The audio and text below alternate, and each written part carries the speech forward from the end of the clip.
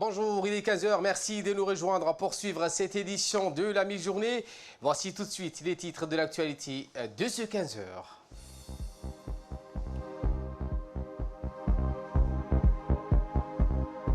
Clôture des travaux de la 9e réunion du comité directeur du Forum des inspections générales d'État qui comportait sur la lutte contre la corruption, la prévention, l'investigation et le recouvrement des avoirs illégaux. Et aux États-Unis, Washington notifie l'ONU son retrait de l'accord de Paris. Voilà pour les titres. Merci si vous nous rejoignez sur Télé Djibouti.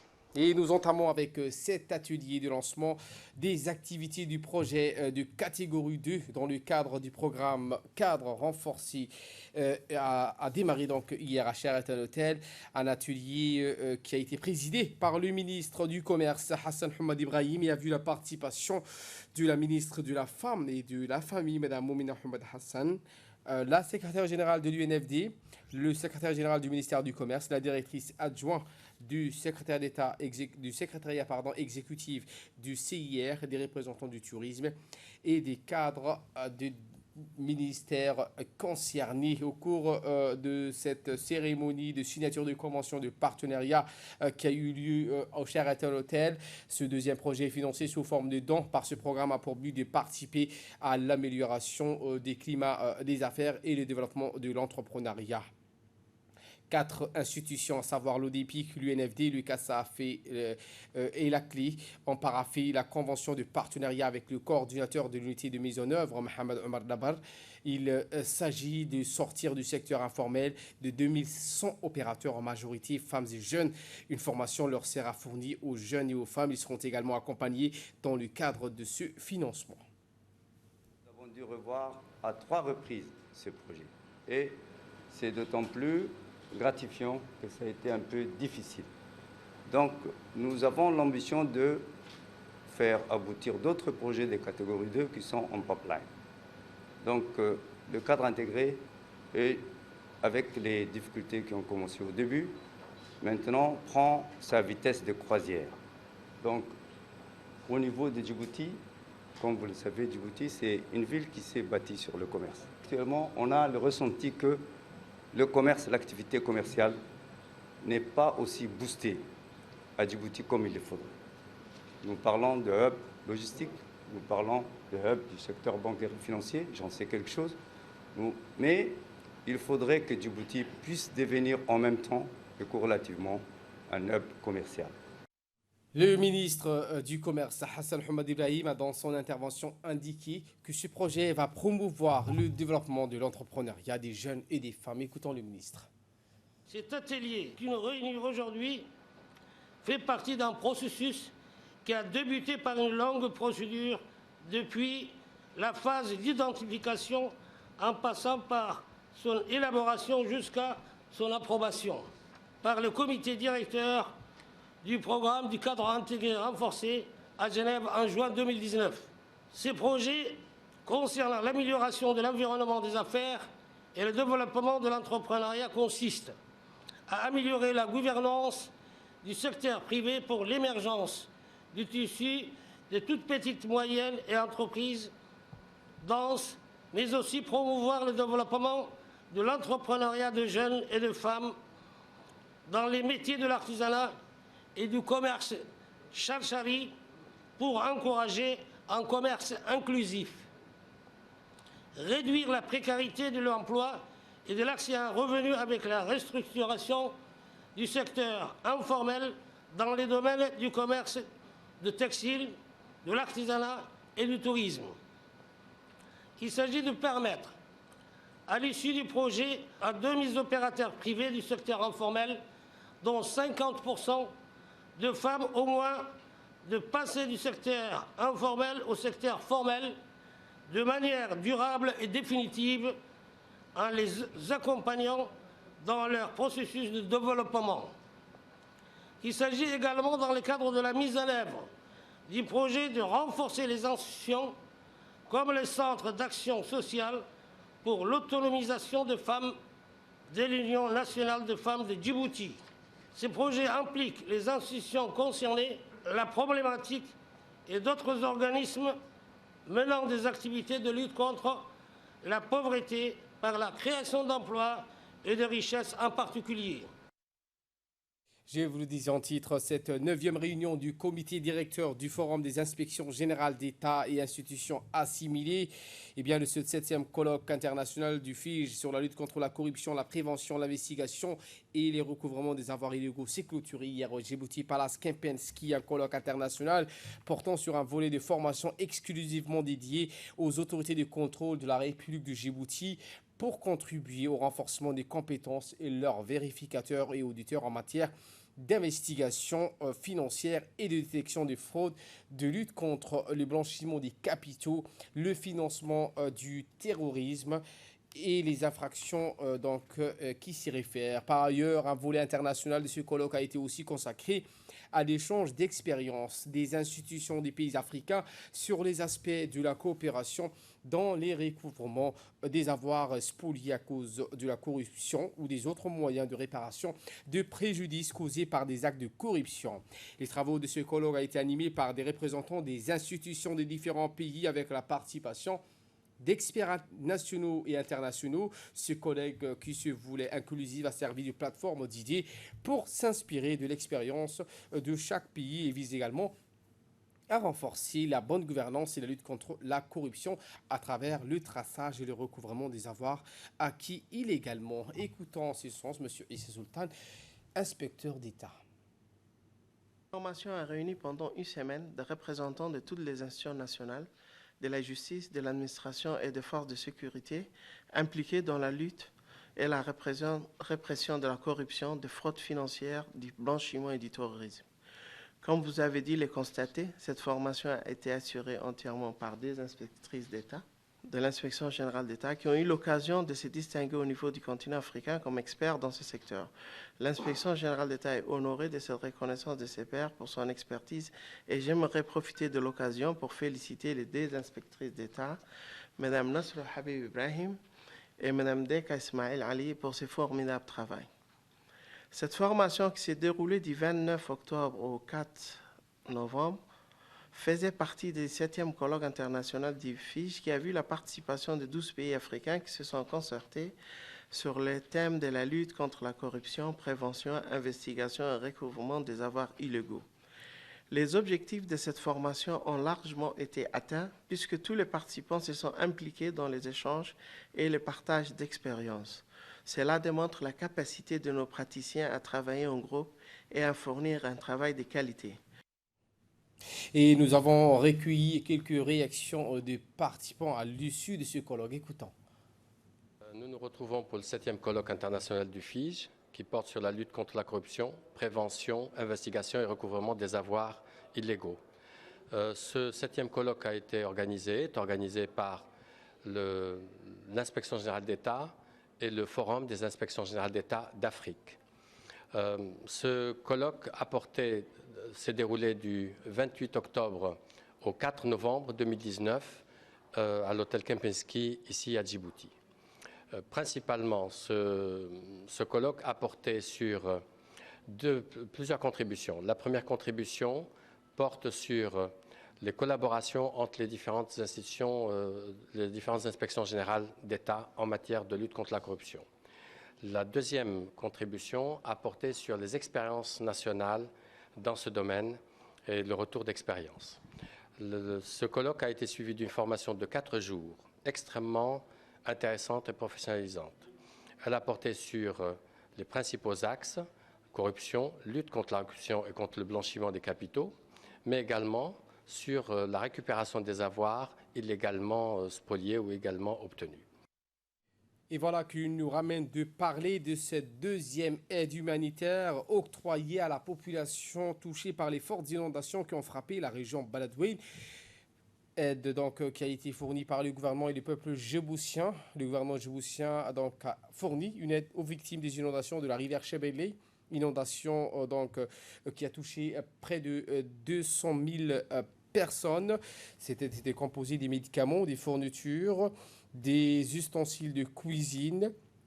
Eh bien, a été remis au responsable, l'ambassadeur de la République de Djibouti, Aden Hassan Aden, qui s'est exprimé donc lors de la réception de cette aide, a précisé que cette aide humanitaire traduisait les liens fraternels qui unissent le peuple djiboutien et le peuple somalien. Je remets cette aide en tant qu'ambassadeur et représentant de la République de Djibouti. Et cette aide est constituée de matériels médicaux, de vivres et des ustensiles de cuisine. Fin de citation.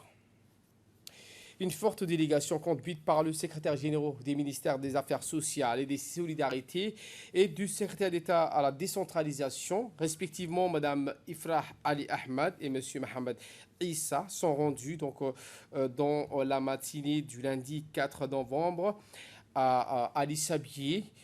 Cette délégation composée des hauts cadres du ministère des Affaires sociales et de la décentralisation de l'ADDS se sont déplacés pour prendre part à la réunion du comité régional du PNSF, le programme national de solidarité famille. Il est à noter que le comité régional du PNSF, présidé par le préfet Moussa Aden Migani, est composé des députés de la région et plusieurs autres responsables. Ils se sont impliqués là-dedans. Cette particularité concerne bien sûr les chefs-lieux, puisque avant c'était que pour les localités et les sous-préfectures. Mais cette fois, donc les chefs-lieux et tout ce qui est environnement donc, des chefs-lieux sont impliqués dans cette affaire. J'espère que toutes les composantes sont là et je suis sûr que nous aurons les fruits de ce travail. Merci. Après la région d'Arta, nous sommes venus dans la région de Sajog pour lancer le programme national de solidarité famille qui est destiné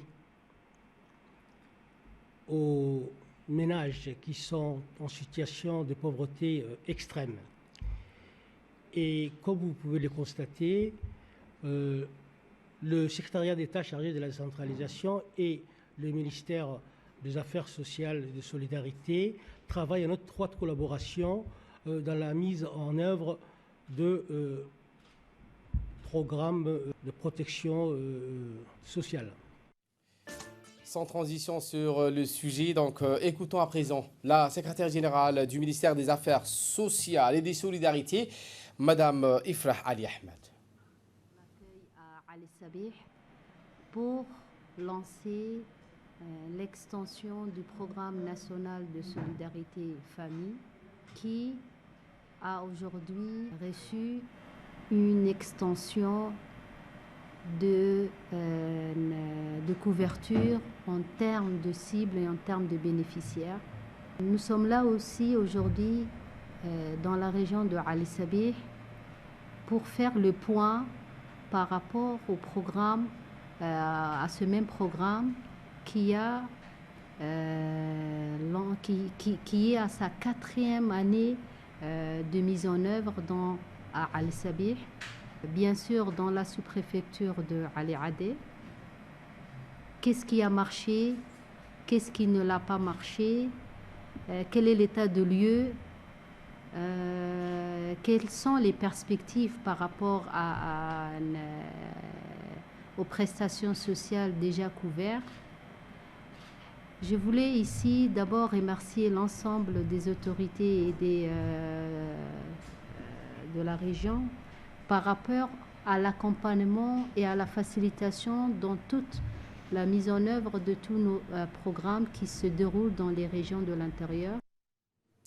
À Obok, cette fois, où le préfet de la région de Hayou, Abdelmalik Mohamed Banoïta, poursuit les prises des contacts. Et dans la journée du lundi 4, il a effectué une visite au complexe Al-Rahma de la région de Obok. Au cours de son déplacement, le préfet était accompagné par le président du conseil régional d'Obok, Mohamed Hamad Ismail, l'inspecteur régional. Le directeur et les personnels du centre ont réservé au préfet un accueil particulier.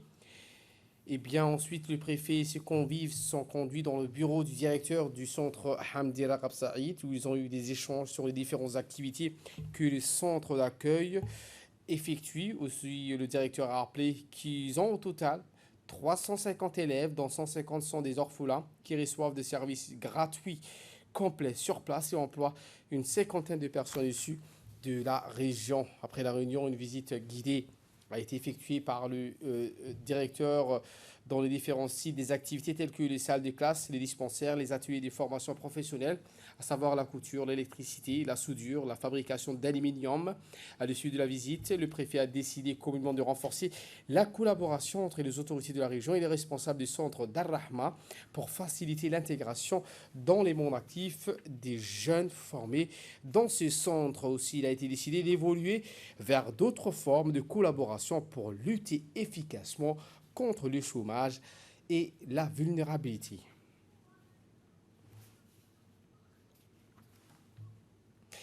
A dit qu'il, dans le cadre de la tournée de sensibilisation des collectivités locales sur le processus de la décentralisation, une équipe composée de la mairie de Djibouti, de l'INAP, sillonne dans les différentes régions en vue de clarifier l'objet et la finalité de l'administration déconcentrée et décentralisée.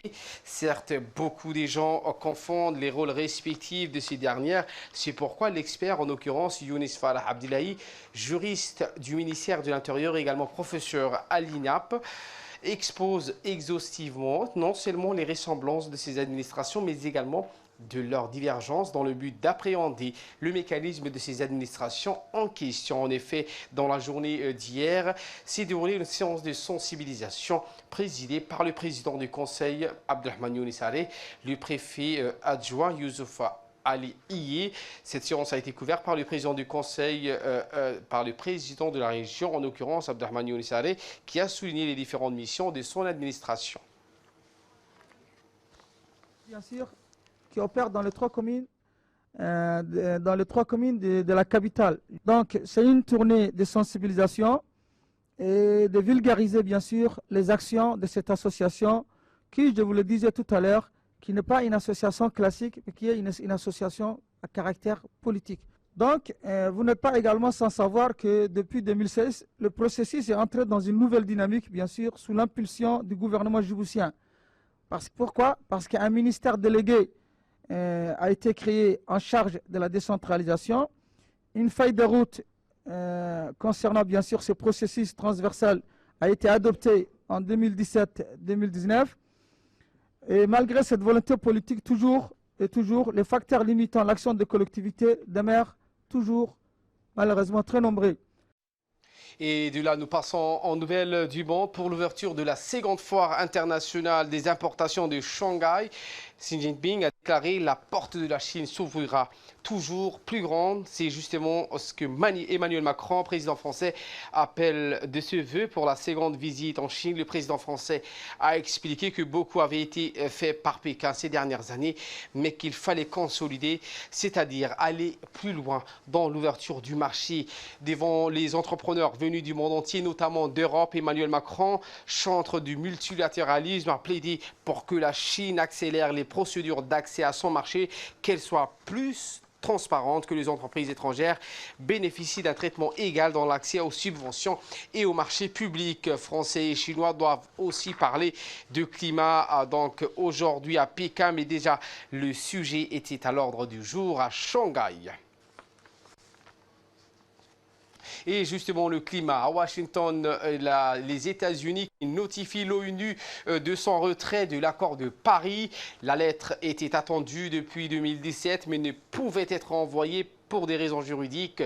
Jusqu'à hier, les États-Unis de Donald Trump ont notifié les Nations Unies de leurs intentions de se retirer de l'accord de Paris sur le climat, confirmant le déni climatique américain. Les États-Unis sont le seul pays à se désengager de ce texte signé par 197 pays jusqu'à la Corée du Nord. Depuis cette déclaration, en réalité, les Américains continuent à occuper leur siège discrètement pour influencer les discussions techniques autour de l'application concrète de l'accord dans le cas où un jour Washington le réintégrerait. Selon le texte de l'accord négocié fin 2015 par Barack Obama, aucun pays ne pouvait pouvait sortir avant le 3e anniversaire de son entrée en vigueur le 4 novembre 2016. Et pour terminer, le New Order à la Chambre des communes britannique, le Parlement britannique tient son nouveau Speaker. Sir Lindsay Hoyle a été élu à la présidence de la Chambre des communes où il sera chargé d'encadrer les débats souvent houleux des députés de différents bords. Hoyle, 62 ans, travailliste, mais son rôle lui demandera une totale impartialité. Comme le veut la tradition, le 158e Speaker de son histoire a été tiré vers sa nouvelle chaise par des confrères avant de prononcer son discours d'intronisation. Voilà pour l'essentiel de ce 15h. Merci à vous de nous avoir suivis et très bon suivi des programmes sur Télé Djibouti.